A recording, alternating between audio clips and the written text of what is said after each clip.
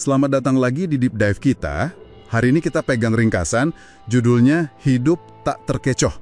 Fokusnya tajam banget nih, tentang memahami status sejati kita sebagai anak Allah. Betul. Nah, misi kita kali ini, kita mau bongkar bareng-bareng gimana pemahaman ini yang katanya dijamin Roh Kudus bisa beneran bikin Anda bebas.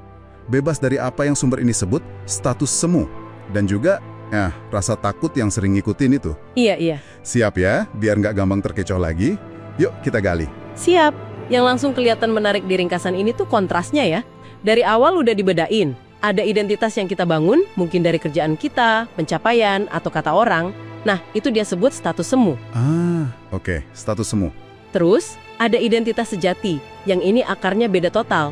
Dari hubungan kita sama Tuhan, lewat Roh Kudusnya yang ada di dalam kita. Fondasi ya. Mari kita mulai dari situ. Poin pertama yang penting banget di sumber ini. Status anak Allah itu bukan hasil kita usaha. Bukan karena kita udah berlaku baik atau gimana gitu. Tepat. Sumber ini bilang, ini murni kerjaan Roh Kudus di dalam diri Anda. Ini kayak membalik logika umum ya. Biasanya kan kita dapat status karena usaha. Ya, logikanya memang kebalik dari cara dunia nilai kan. Sumber ini ngerangkumnya gini, aku ini anak Allah bukan karena aku baik atau buruk, tapi karena rohnya itu memimpin hidupku, terus bersaksi di dalam batinku, dan aku sadar terima dia sebagai Bapa. Oke. Jadi kesadaran menerima itu penting. Penting banget. Fokusnya geser total. Dari apa yang kita lakuin, jadi apa yang Tuhan lakuin di dalam kita. Implikasinya apa? Ya lega gitu. Bebas dari beban harus buktiin diri terus-terusan. Nah, ini nyambung di yang praktis banget nih.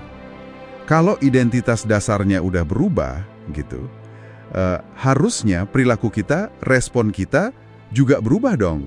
Harusnya begitu. Sumber ini kan ngutip Roma 8 ayat 15. Kita terima roh yang jadiin anak, bukan roh perbudakan yang bikin takut lagi. Praktiknya gimana tuh bedanya? Nah, ini dia. Sumbernya ngasih contoh yang gamblang banget bedainnya. Misalnya pas Anda gagal nih. Orang yang masih pakai mental budak, yang takut dihukum, takut ditolak, biasanya ngapain? Ya menghindar, sembunyi, atau malah nyalahin orang lain. Iya, menghindar. Sebaliknya, orang yang hidup sebagai anak, yang hubungannya itu dasarnya kasih, penerimaan, dia malah lari ke Bapa. Bukan buat dihukum, tapi buat ngaku, buat dipulihin, buat belajar. Motivasi dalamnya itu beda. Wah, itu kontrasnya kuat banget ya. Bukan hasil akhirnya aja, tapi dorongan di dalamnya itu beda total. Ada contoh lain? Ada.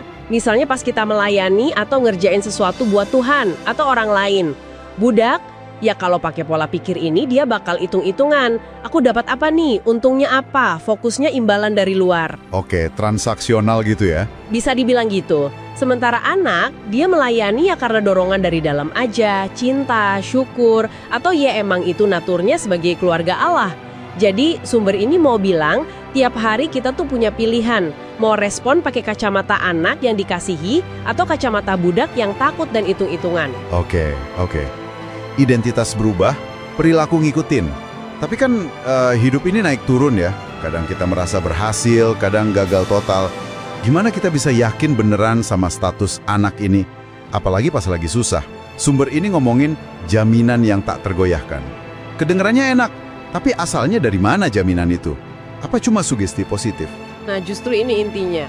Sumber ini bilang jaminan itu bukan dari luar.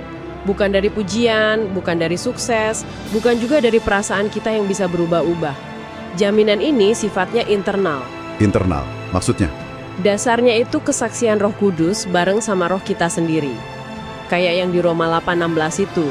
Ini penting banget karena artinya kepastian itu nggak goyah cuma karena performa kita lagi jelek. Oh, jadi bukan karena kita merasa layak ya? Bukan. Sumber ini bahkan bilang pas kita lagi menderita pun, status anak ini tetap aman. Dan malah bisa jadi sumber damai yang sejati. Ini fondasi yang nggak bisa digoyang badai dari luar maupun dari dalam diri kita. Wah, menarik banget ini. Jadi jaminannya itu konfirmasi internal dari Roh Kudus sendiri. Kalau gitu apa nih intisari yang bisa Anda bawa pulang dari deep dive singkat kita ini? Berdasarkan sumber tadi. Kayaknya ini undangan besar ya buat hidup dalam kebebasan sejati sebagai anak Allah. Betul sekali. Artinya Ya respon kita terhadap apapun, sukses, gagal, senang, sedih itu dari posisi sebagai orang yang dikasihi, bukan dari takut. Dan mungkin yang paling penting, belajar buat istirahat.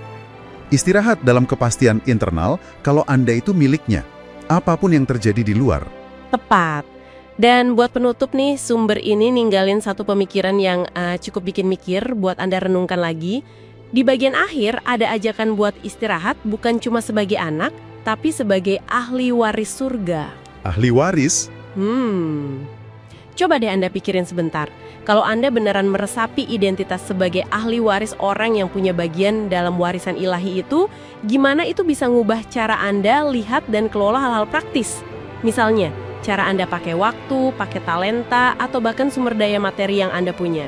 Oh, jadi lebih dari sekedar status ya? Iya, atau gimana Anda berinteraksi sama orang lain. Jadi ahli waris itu bukan status pasif doang, tapi bawa implikasi yang aktif dan berani banget buat hidup sehari-hari. Nah, ini mungkin sesuatu yang bisa Anda gali lebih dalam lagi nanti.